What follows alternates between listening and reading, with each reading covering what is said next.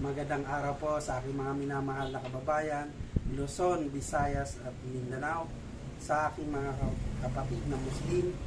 Assalamualaikum warahmatullahi wabarakatuh. Welcome to my vlog.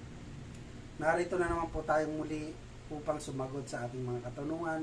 Pero bago yan, sa mga hindi pa nag-subscribe, pwede po bang pakiclick muna ang ating subscribe button? Okay? Para po sa mga nanonood ng vlog natin ngayon, ang tatalakayin natin ngayon ay tungkol sa ayuda or relief goods. Yes, ayuda. Maraming ayuda, lalo na pag may kalamidad. Hindi po ba? Kailan lang sa Bagyong Karina? Tama po? Pag-usapan natin yan. Ito ang aking opinion. Sino nga ba ang qualified sa ayuda? O syempre, yung mga nasalanta, no? Yung mga ng bagyo. So, yun ang qualified.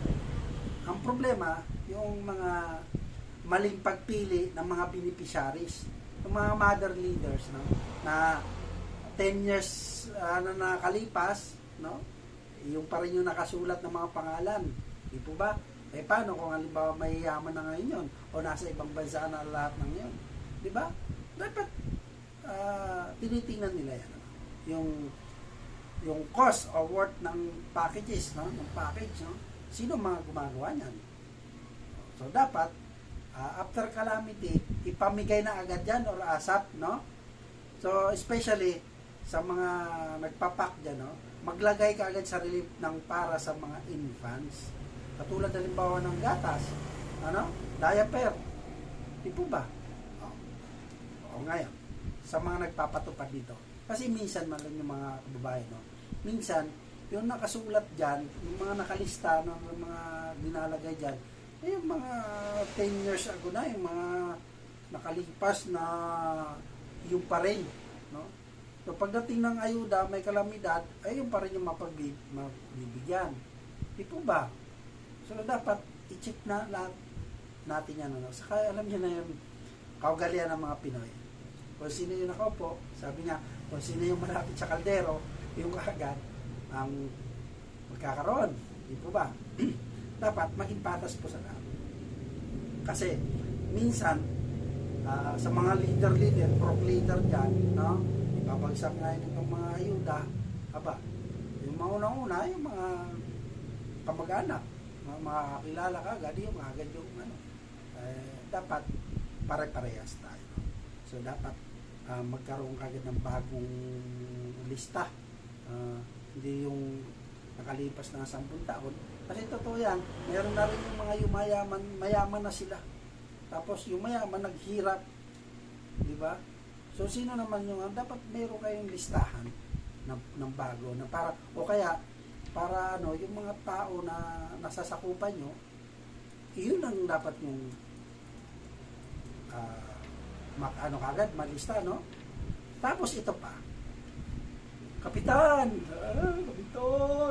yung baka, di ba? So, para sa mga kapitan dyan, kapitan kasi especially, ang madalas na umawak dyan, no?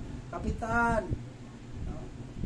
Umikot kayo, sumama kayo sa pag-ikot. Okay, ikaw mismo mag-ikot, ikaw mismo manggat maaari, di ba?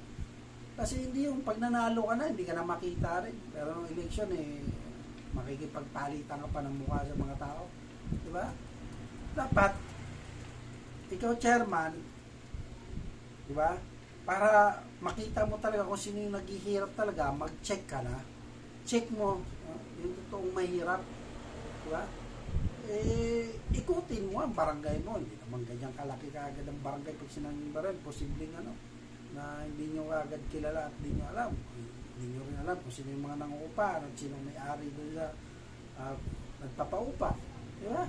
Dapat alam nyo agad sa ano nyo, para wala tayong sinasabing iba kasing kapitan, karamihan sa kapitan, nakaupo lang dyan, isang tago pa, no? Hindi mo pa mahagilap, si kapitan nagsisiga-siga na din yung mga sekretary, yung mga tao na daw, makikita mo umpok na lang yan, pero yung sinasabing serbisyo publiko, hindi mo na nakikita.